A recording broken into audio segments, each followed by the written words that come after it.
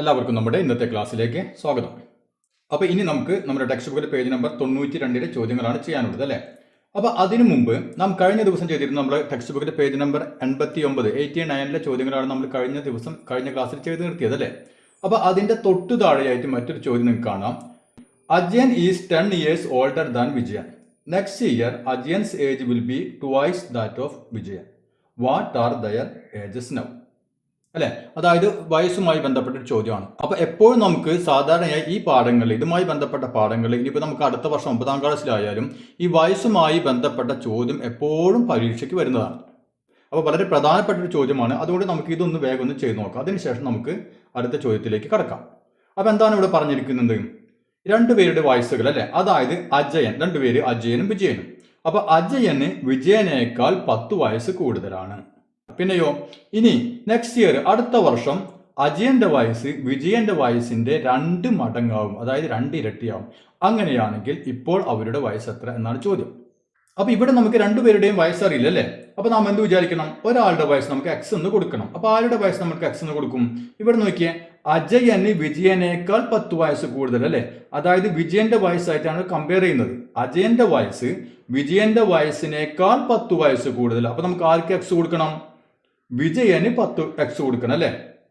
അപ്പൊ വിജയന് എക്സ് കൊടുത്തു കഴിഞ്ഞാൽ അജയന്റെ വയസ്സ് എന്തായിരിക്കും? ആ വയസ്സിനേക്കാൾ 10 വയസ്സ് കൂടുതൽ, അതായത് എക്സ് കൊടുത്തു കഴിഞ്ഞാൽ എക്സിനേക്കാൾ 10 വയസ്സ്. അപ്പൊ എക്സ് പ്ലസ് 10. ക്ലിയർ ആയില്ലേ? അതായത് നമുക്ക് വിളിക്കാം വിജയൻസ് ഏജ്.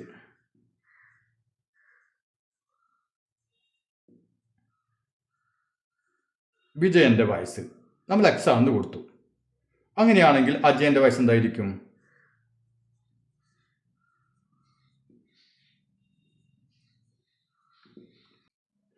ഇവനേക്കാൾ 10 വയസ്സ് കൂടുതൽ അല്ലേ. ഇപ്പോൾ ഇവനിപ്പോൾ ഒരു 15 വയസ്സുണ്ടെങ്കിൽ അജയൻ എത്രയായിരിക്കും? 10 വയസ്സ് കൂടുതൽ. 15 പ്ലസ് 10 25 വയസ്സ് അല്ലേ. അപ്പൊ ഇത് എത്രയാണോ, ഇവന്റെ വയസ്സ് എത്രയാണോ അതിന്റെ 10 വയസ്സ് കൂടുതൽ. അപ്പൊ എക്സിനേക്കാൾ 10 വയസ്സ് കൂടുതൽ അല്ലെ. 10 നമ്മൾ ആഡ് ചെയ്തു. ഇനി എന്താണ് പറഞ്ഞിട്ടുള്ളത്? നെക്സ്റ്റ് ഇയർ അടുത്ത വർഷം Ajayan's age will be twice that of Vijayan. അടുത്ത വർഷം അജയന്റെ വയസ്സ് വിജയന്റെ വയസ്സിനേക്കാൾ ഇരട്ടിയാകും. മനസ്സിലായല്ലോ? അപ്പൊ അടുത്ത വർഷത്തെ കാര്യമാണ് പറയുന്നത്. അപ്പൊ ഇപ്പൊ നിങ്ങൾക്ക് ഒരു 14 വയസ്സുണ്ടെന്ന് വിചാരിക്കുക. അങ്ങനെയാണെങ്കിൽ അടുത്ത കൊല്ലം നിങ്ങളുടെ വയസ്സ് എത്രയായിരിക്കും? 14ന്റെ കൂടെ 1 കൂട്ടണം അല്ലേ. അപ്പൊ നമുക്ക് 15 ആയി അല്ലേ. അപ്പൊ അതേ രൂപത്തിൽ അടുത്ത വർഷം ഇപ്പോൾ വിജയന്റെ വയസ്സ് എക്സ് ആണ്. അങ്ങനെയാണെങ്കിൽ അടുത്ത വർഷം വിജയന്റെ വയസ്സ് എത്രയായിരിക്കും? ഇപ്പോഴെത്രയാണോ വയസ്സ് അതിന്റെ കൂടെ 1 വയസ്സും കൂടി കൂടും അല്ലേ. അപ്പൊ അടുത്ത വർഷം വിജയന്റെ വയസ്സ് അല്ലേ. അപ്പൊ നെക്സ്റ്റ് ഇയർ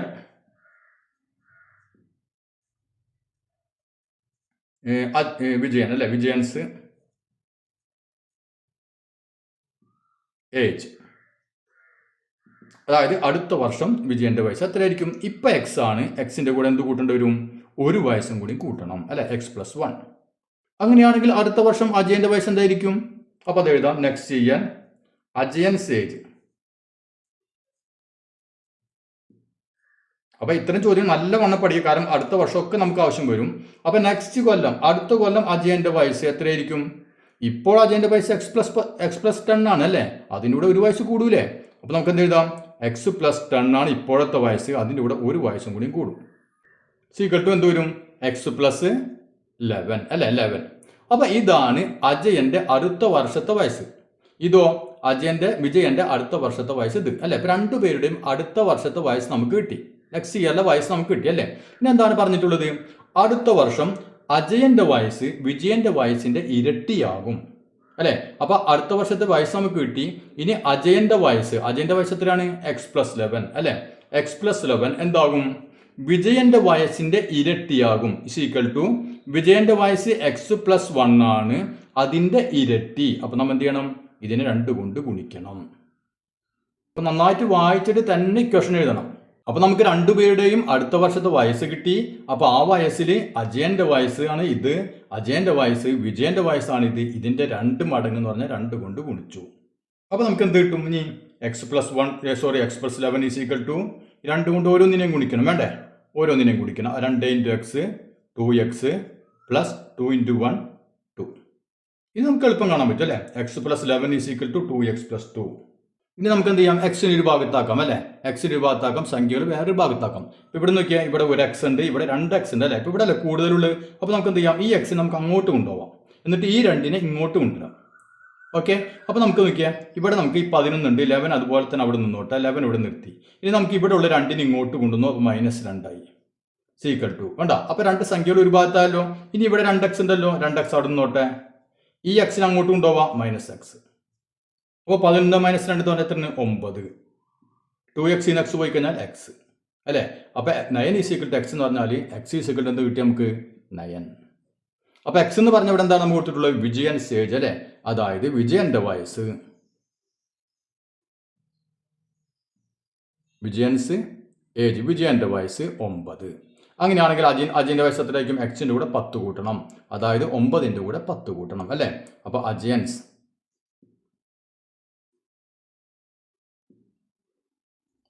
ഏജ് എന്ത് വരും, എക്സിനൂടെ 10 അല്ലേ, അതായത് എക്സ് എന്ന് പറഞ്ഞാൽ 9 കിട്ടി നമുക്ക്, 9ന്റെ കൂടെ 10 സീക്വൽ ടു എന്ത് വരും 19 അല്ലേ.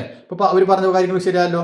ഇപ്പൊ നോക്കിയാൽ വിജയന്റെ വയസ്സ് അജയന്റെ വയസ്സ് വിജയന്റെ വയസ്സിനേക്കാൾ 10 വയസ്സ് കൂടുതലാണ് അല്ലേ. അപ്പോൾ 9ന്റെ കൂടെ 10 കൂട്ടിയിട്ട് 19.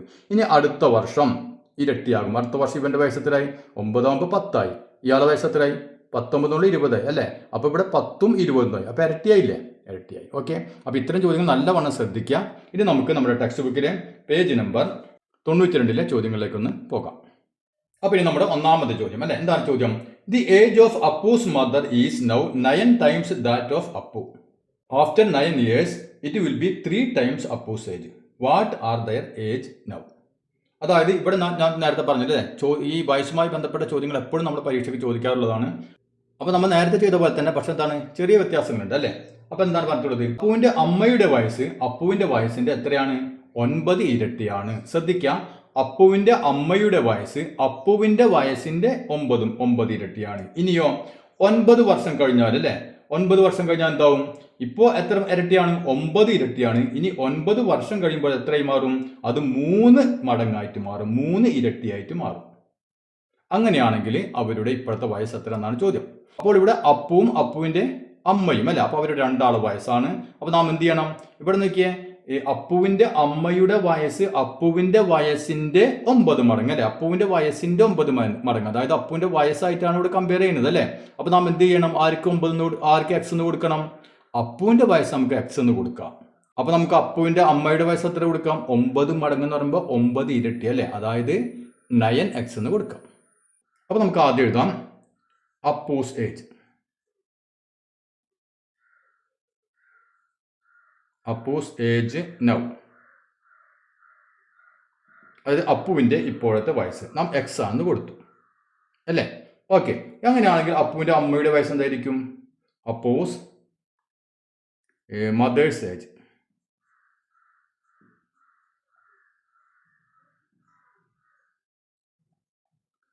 ഇതിൽ പറഞ്ഞിട്ടുണ്ട് അപ്പുവിന്റെ വയസ്സ് എത്രയാണോ അതിന്റെ 9 മടങ്ങ് അല്ലെ. 9 മടങ്ങ് എന്ന് പറയുമ്പോൾ നമ്മൾ 9x 9 കൊണ്ട് ഗുണിക്കുന്നു. ഈ വയസ്സ് എത്രയാണോ അതിന് നമ്മൾ 9 കൊണ്ട് ഗുണിക്കുന്നു. അപ്പോൾ നമുക്ക് അപ്പുവിന്റെ അമ്മയുടെ വയസ്സ് കിട്ടി. ഇനി എന്താണ് പറഞ്ഞിട്ടുള്ളത്, ആഫ്റ്റർ 9 years 9 കൊല്ലം കഴിഞ്ഞാൽ അപ്പുവിന്റെ അമ്മയുടെ ഏജ് അപ്പുവിന്റെ ഏജിന്റെ 3 മടങ്ങാവും. ഇപ്പൊ 9 മടങ്ങാണ്, 3 കൊല്ലം കഴിഞ്ഞ് കഴിഞ്ഞാൽ എന്താ 9 കൊല്ലം കഴിഞ്ഞാൽ എന്താവും, അത് 3 മടങ്ങായി മാറും അല്ലെ. അപ്പൊ ഇപ്പോഴത്തെ വയസ്സിന്റെ കാര്യമല്ല ഇനി പറയുന്നത്, ഇനി 9 കൊല്ലം കഴിഞ്ഞാലത്തെ വയസ്സിന്റെ കാര്യമാണ് പറയുന്നത് അല്ലെ. അപ്പൊ ഇപ്പൊ നമുക്ക് ഉദാഹരണം, ഇപ്പൊ നമുക്ക് ഒരു 13 വയസ്സുണ്ടെന്ന് വിചാരിക്കും. ഇപ്പൊ നിങ്ങൾക്ക് ഒരു 13 വയസ്സുണ്ട്. അങ്ങനെയാണെങ്കിൽ 9 വർഷം കഴിഞ്ഞാൽ എത്ര ആയിരിക്കും നിങ്ങളുടെ വയസ്സ്, 13 + 9 അല്ലെ, 22 വയസ്സുണ്ടായിരിക്കും അല്ലെ. അപ്പൊ നമ്മൾ 9 ആഡ് ചെയ്യുന്നു. അതുപോലെ തന്നെ ഇപ്പൊ നമ്മുടെ അപ്പുവിന് x ആണ് വയസ്സ്.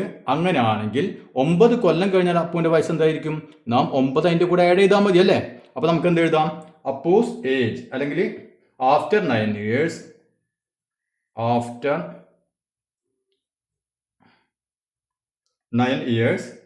അപ്പൂസ് ഏജ്.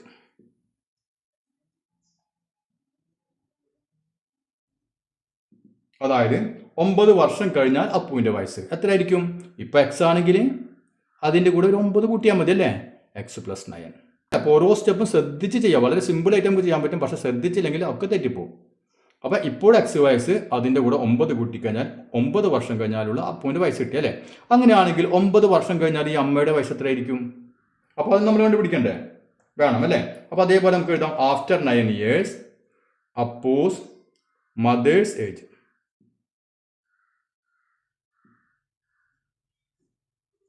അതായത് 9 വർഷം കഴിഞ്ഞാൽ അപ്പുവിന്റെ അമ്മയുടെ വയസ്സ് എത്ര വരും? ഇപ്പോൾ അപ്പുവിന്റെ അമ്മയുടെ വയസ്സ് എത്രയാണ്? 9x അല്ലെ. അതിന്റെ കൂടെ എത്ര കൂട്ടേണ്ടി വരും? 9 കൂട്ടണം അല്ലെ. 9 വയസ്സും കൂടി അമ്മക്ക് കൂടും അല്ലെ. അപ്പൊ 9 വർഷം കഴിഞ്ഞാൽ രണ്ടുപേരുടെയും വയസ്സാണ് നമ്മൾ ഇപ്പോൾ എഴുതിയിട്ടുള്ളത്. ഇതെന്താണ് ഇവർ പറഞ്ഞിട്ട് ഇവർ തമ്മിലുള്ള ബന്ധം എന്താണ് പറഞ്ഞിട്ടുള്ളത്? അപ്പുവിന്റെ അമ്മയുടെ വയസ്സ് അപ്പുവിന്റെ വയസ്സിനേക്കാൾ 3 ഇരട്ടിയാകും. അപ്പുവിന്റെ അമ്മയുടെ വയസ്സ് 9x + 9 ആണ് അല്ലെ. ഇത് അമ്മയുടെ വയസ്സ് അപ്പുവിന്റെ വയസ്സിന്റെ 3 മടങ്ങ് അല്ലെ. അപ്പുവിന്റെ വയസ്സ് എത്രയാണ്? x + 9 അല്ലെ. ഇതിന്റെ 3 മടങ്ങ് എന്ന് പറഞ്ഞാൽ ഇതിനെ നമ്മൾ 3 കൊണ്ട് ഗുണിക്കണം അല്ലെ. അപ്പോൾ ഇത് രണ്ടും ഈക്വലായി മാറും. മനസ്സിലായല്ലോ. അപ്പൊ അപ്പുവിന്റെ അമ്മയുടെ വയസ്സ് അപ്പുവിന്റെ വയസ്സിന്റെ 3 മടങ്ങ് 3 ഇരട്ടിയായി. ഇനി 2 മടങ്ങ് എന്ന് പറയുമ്പോൾ എന്ത് വേണം? 2 × x + 9. ക്ലിയർ ആയില്ലേ? അപ്പൊ ഇതേ രൂപത്തിൽ വേണം നമ്മൾ ഇക്വേഷൻ എഴുതി ഉണ്ടാക്കാൻ. ഇനി നമുക്ക് എളുപ്പം ചെയ്യാൻ അറിയാം അല്ലെ. അപ്പൊ ഇത്ര കിട്ടിക്കഴിഞ്ഞാൽ ഈസിയാണ്. കാരണം എന്താ? ഇനി നമുക്ക് ഇതിൽ നിന്ന് എക്സിന്റെ വാല്യൂ കണ്ടുപിടിക്കുക. x + 9 9x + 9 = 3 കൊണ്ട് ഓരോന്നിനെയും ഗുണിക്കണം അല്ലെ. 3 × x 3x + 3 × 9 27.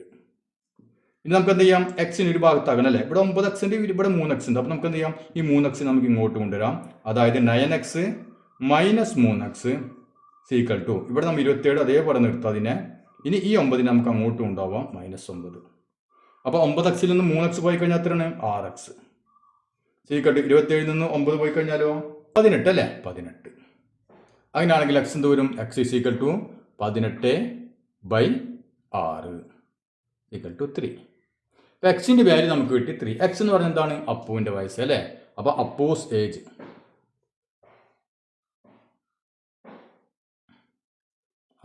Age now. അപ്പുവിന്റെ ഇപ്പോഴത്തെ വയസ്സ് എത്രയാണ്? 3 അല്ലെ. അങ്ങനെയാണെങ്കിൽ അപ്പുവിന്റെ അമ്മയുടെ വയസ്സ് എത്രയായിരിക്കും? അപ്പൂസ് മദേഴ്സ് ഏജ്, അമ്മയുടെ വയസ്സ് ഇപ്പോഴുള്ള അല്ലെ വയസ്സ് എത്രയായിരിക്കും? 9 × x. അപ്പോൾ 9 × x = 9 × xന്റെ വില നമുക്ക് കിട്ടി 3 = 27 വയസ്സ്. അപ്പോൾ ഇത് ക്ലിയർ ആയില്ലേ? അപ്പോൾ ഞാൻ പറഞ്ഞ പോലെ തന്നെ ഈ വയസ്സുമായി ബന്ധപ്പെട്ട ചോദ്യം എപ്പോഴും പരീക്ഷയ്ക്ക് ചോദിക്കും അല്ലേ. ഇപ്രാവശ്യം 9ാം ക്ലാസ്സിലെ പരീക്ഷ ഇപ്പോൾ കഴിഞ്ഞു. അപ്പോൾ അതിലും ഈ ചോദ്യം തന്നെ ഉണ്ടായിരുന്നു. അതായത് ഈ വയസ്സുമായി ബന്ധപ്പെട്ട ഒരു ചോദ്യം അതിൽ ഉണ്ടായിരുന്നു. അപ്പോൾ നല്ലവണ്ണം ശ്രദ്ധിക്കുക. ഇനി നമുക്കതിലെ രണ്ടാമത്തെ ചോദ്യം ഒന്ന് ചെയ്ത് നോക്കാം. A class has the same number of girls and boys അല്ലേ. അതായത് ഒരു ക്ലാസ്സിൽ ബോയ്സിൻ്റെയും ഗേൾസിൻ്റെയും എണ്ണം എന്താണ്? സെയിം ആണ്, ഈക്വൽ ആണ്. On a day when 8 boys were absent the number of girls was twice the number of boys. അതായത് ഒരു ദിവസം 8 ബോയ്സ് ആബ്സെന്റ് ആയി. 8 ബോയ്സ് എന്തായി? ക്ലാസ്സിൽ വന്നില്ല. അങ്ങനെ ആയപ്പോൾ ആ ക്ലാസ്സിലെ ഗേൾസിന്റെ എണ്ണം ബോയ്സിന്റെ എണ്ണത്തിന്റെ ഇരട്ടിയായി. മനസ്സിലായല്ലോ. അപ്പൊ 8 ബോയ്സ് വരാതിരുന്ന ദിവസം ശ്രദ്ധിക്കുക, 8 ബോയ്സ് വരാതിരുന്ന ദിവസം ഗേൾസിന്റെ എണ്ണം ബോയ്സിന്റെ എണ്ണത്തിന്റെ ഇരട്ടിയായി. അങ്ങനെയാണെങ്കിൽ ആ ക്ലാസ്സിൽ what are the number of girls and number of boys? ആ ക്ലാസ്സിൽ ശരിക്കും എത്ര ആൺകുട്ടികളും എത്ര പെൺകുട്ടികളും ഉണ്ടായിട്ട്? ചോദ്യം നല്ലവണ്ണം വായിച്ചാൽ നമുക്ക് വളരെ സിമ്പിൾ ആയിട്ട് ഇക്വേഷൻ എഴുതാൻ പറ്റും. അപ്പോൾ ചോദ്യം നല്ലവണ്ണം വായിക്കുക. അപ്പോൾ നമുക്ക് മനസ്സിലായല്ലോ, ഒരു ക്ലാസ്സിൽ ആൺകുട്ടികളുണ്ട് പെൺകുട്ടികളുണ്ട് അല്ലേ. അപ്പോൾ ഇവരുടെ എണ്ണം എന്താണ്? ഈക്വൽ ആണ് അല്ലേ. അപ്പോൾ നമുക്ക് ആർക്ക് എക്സ് കൊടുക്കും? ഇവിടെ പെൺകുട്ടികളുടെ എണ്ണവും ആൺകുട്ടികളുടെ എണ്ണവും ഈക്വൽ ആയതുകൊണ്ട് നമുക്ക് എന്ത് കൊടുക്കാം? നമ്പർ ഓഫ് ബോയ്സിനും എക്സ് എന്ന് കൊടുക്കാം, നമ്പർ ഓഫ് ഗേൾസും എക്സ് തന്നെ അല്ലേ. രണ്ടും സെയിം അല്ലേ. അതായത് നോക്കിയേ, നമ്പർ ഓഫ് ബോയ്സ് അതായത് ആൺകുട്ടികളുടെ എണ്ണം എക്സ് അല്ലേ. ഈ പെൺകുട്ടികളുടെ എണ്ണം ആൺകുട്ടികളുടെ എണ്ണത്തിലൊക്കെ 2 കൂടുതൽ 10 കൂടുതലെന്നോ അല്ലെങ്കിൽ 2 ഒന്നും പറഞ്ഞിട്ടില്ല. ആൺകുട്ടികൾക്ക് എത്ര എണ്ണാണോ, ആൺകുട്ടികൾ എത്ര പേരാണോ ഉള്ളത് അത്രയും തന്നെ പെൺകുട്ടികളുണ്ട് അല്ലേ. അപ്പൊ നമുക്ക് നമ്പർ ഓഫ് ഗേൾസ് പെൺകുട്ടികളുടെ എണ്ണം എന്ത് കൊടുക്കാം? എക്സ് തന്നെ അല്ലേ. ഒരു വ്യത്യാസവും ഇല്ല, എണ്ണത്തിൽ ഒരു വ്യത്യാസം ഇല്ലാത്തതുകൊണ്ട് നമ്മൾ 2 പേർക്ക് എക്സ് തന്നെ കൊടുത്തു. ഇനി എന്താണ് അടുത്ത് പറഞ്ഞിട്ടുള്ളത്? On a day when 8 boys were absent അല്ലേ. അപ്പോൾ ഒരു ദിവസം 8 ആൺകുട്ടികൾ ആബ്സെന്റ് ആയി അല്ലേ. അപ്പൊ 8 ആൺകുട്ടികൾ ആബ്സെന്റ് ആയി കഴിഞ്ഞാൽ ആൺകുട്ടികളുടെ എണ്ണം എത്ര ഉണ്ട്? എക്സ് ഉണ്ട് അല്ലേ. അപ്പൊ അതിൽ നിന്ന് എത്ര പേര് കുറയും? 8 പേര് കുറയും അല്ലേ. ഇപ്പോൾ ആൺകുട്ടികൾ 20 പേരുണ്ടെന്ന് വിചാരിക്കാം. അപ്പൊ 8 പേര് ആബ്സെന്റ് ആയി കഴിഞ്ഞാൽ 20-ൽ നിന്ന് 8 കുറച്ച 12 നമുക്ക് കിട്ടി അല്ലേ. അപ്പൊ അതുപോലെ ഇവിടെ മൊത്തം ആൺകുട്ടികൾ X ഉണ്ട്. അപ്പൊ അതിൽ നിന്ന് എത്ര പേര് ആബ്സെന്റ് ആയി? 8 പേര് ആബ്സെന്റ് ആയി. ആ ദിവസത്തെ കാര്യമാണ് നമ്മൾ ഇനി എഴുതാൻ പോകുന്നത് അല്ലേ.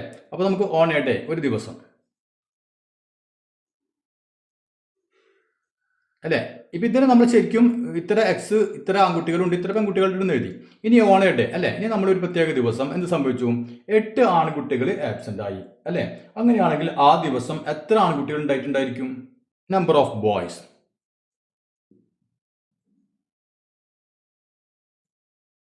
അപ്പൊ ഈ ഒരു പ്രത്യേക ദിവസം എത്ര ആൺകുട്ടികൾ ഉണ്ടായിരിക്കും? മൊത്തം 8 പേര് എക്സ് പേരായിരുന്നു. അതിൽ നിന്ന് എത്ര പേര് ആബ്സെന്റ് ആയി? 8 പേര് ആബ്സെന്റ് ആയി അല്ലേ. അപ്പൊ നമുക്ക് X - 8 എന്ന് എഴുതാം. ക്ലിയർ ആണില്ലേ? മൊത്തം കുട്ടികൾ X, അതിൽ നിന്ന് 8 പേര് ആബ്സെന്റ് ആയി. ഇത്രയും ആൺകുട്ടികളാണ് അന്നുണ്ടാവുക ഈ ഓൺ എ ഡേ അല്ലേ, ആ ഒരു പ്രത്യേക ദിവസം. അല്ലെ നമുക്ക് ഓൺ എ പർട്ടിക്കുലർ ഡേ എന്ന് എഴുതിക്കുവാണെങ്കിൽ പർട്ടിക്കുലർ ഡേ ഒരു പ്രത്യേക ദിവസം. അപ്പൊ അങ്ങനെ 8 കുട്ടികൾ ആബ്സെന്റ് ആയ ദിവസം പെൺകുട്ടികളുടെ എണ്ണം ആൺകുട്ടികളുടെ എണ്ണത്തിന്റെ ഇരട്ടിയായി. കണ്ട, ശ്രദ്ധിക്കുക. അപ്പൊ ഈ അന്നത്തെ ആബ്സെന്റ് ആയ ദിവസം ആൺകുട്ടികളുടെ എണ്ണം എത്രയേ ഉള്ളൂ അല്ലേ. അപ്പൊ ആ ദിവസം പെൺകുട്ടികളുടെ എണ്ണത്തിന് മാറ്റുണ്ടോ? മാറ്റില്ല അല്ലേ. അവർ ആരും ആബ്സെന്റ് ആയിട്ടില്ല, അവർ X തന്നെ ഉണ്ട് അല്ലേ. Number of girls. അപ്പൊ ആ ദിവസം പെൺകുട്ടികളുടെ എത്ര എണ്ണമാണ്? X തന്നെയാണ് അല്ലേ. അതിലൊരു വ്യത്യാസമില്ല, X തന്നെ. അപ്പൊ അന്ന് ഈ പെൺകുട്ടികളുടെ എണ്ണം ആൺകുട്ടികളുടെ എണ്ണത്തിന്റെ ഇരട്ടിയായി അല്ലെ. അപ്പൊ പെൺകുട്ടികളുടെ എണ്ണം അന്ന് എത്രയാണ്? X ആണ്. അപ്പൊ X പെൺകുട്ടികളുടെ എണ്ണം ആൺകുട്ടികളുടെ എണ്ണത്തിന്റെ ഇരട്ടി. നമ്മൾ നേരത്തെ ചെയ്ത പോലെ തന്നെ അല്ലെ.